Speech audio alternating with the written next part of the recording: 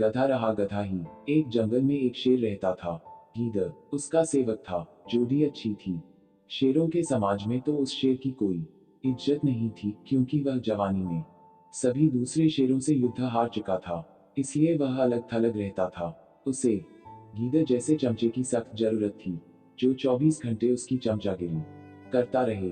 गीदड़ को बस खाने का जुगाड़ चाहिए था। पेट भर जाने पर गीदड़ उस शेर की वीरता के ऐसे गुण गाता कि शेर का सीना फूलकर दुगना चौड़ा हो जाता। एक दिन शेर ने एक बिगैर जंगली सांड का शिकार करने का साहस कर डाला। सांड बहुत शक्तिशाली था। उसने लात मारकर शेर को दूर फेंक दिया। जब वह उठने को हुआ तो सांड ने फां फां करते हुए शेर को सींगों से एक पेट के साथ रख दिया।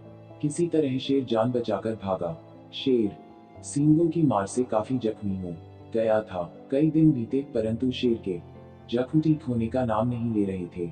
ऐसी हालत में वह शिकार नहीं कर सकता था। स्वयं शिकार करना गीदड़ के बस का नहीं था। दोनों के भूखों मरने की नौबत आ गई। शेर को यह भी भय था कि खाने का जुगाड़ समाप्त होने के कारण गीदड़ उसका साथ न छोड़ जाए। शेर ने एक दिन उसे सुझाया, देख, जख्मों के कारण मैं दौड़ नहीं सकता, शिकार कैसे करूं? तू जाकर किसी बेवकूफ से जानवर को बातों में फंसाकर यहाँ ला, मैं उस झाड़ी में छिपा रहूंगा। गीदड़ को भी शेर की बात जंच गई। वह किसी मूर्ख जानवर की तलाश में घूमता घूमता एक कस्बे के बाहर नदी घाट पर पहुंचा। वहां उसे एक मरियल सा गधा घास पर मुंह मारता नजर आया। वह शक से ही बेवकूफ लग रहा था। गीदड़ गधे के निकट जाकर बोला, पाया लागू चाचा, बहुत कमजोर हो, क्या बात है? गधे ने अपना दुखा रोया, क्या बताऊं भाई, जिस धोबी का मैं गधा हूँ वह बहुत क्रूर है।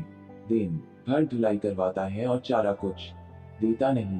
गीदड़ ने उसे न्योता दिया, चाचा मेरे साथ जंगल चलो न, वहाँ बहुत हरी हरी घास है, खूब चरना, तुम्हारी सेहत बन जाएगी। गधे ने कान फफड़ाए, राम राम, मैं जंगल में कैसे रहूंगा? जंगली जानवर मुझे खा जाएंगे।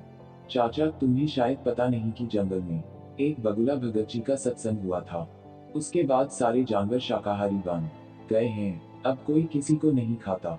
गीदड़ बोला और कान के पास मुंह ले जाकर दाना फेंका। चाचू, पास के कस्बे से बेचारी गधी भी अपने धोबी मालिक के अत्याचारों से तंग आकर जंगल में आ गई थी। वहां हरी हरी घास खाकर वह खूब लहरा गई है। तुम उसके साथ घर बसा लेना। गधे के दिमाग पर हरी हरी घास और घर बसाने के सुनहरे सपने छाने लगे। वह गीदड़ के साथ जंगल की ओर चल दिया। जंगल में गीदड़ गधे को उसी झाड़ी के पास ले गया जिसमें शेर छिपा बैठा था। इससे पहले कि शेर पंजा मारता, गधे को झाड़ी में शेर की नीली बत्तियों की तरह चमकती आंखें नजर आ गईं। वह डरकर उछला, गधा भागा और भागता ही गया। शेर बुझे स्वर में गीदड़ से बोला, भाई इस बार मैं तैयार नहीं था, तुम उसे दोबारा लाओ, इस बार गलती नहीं होगी।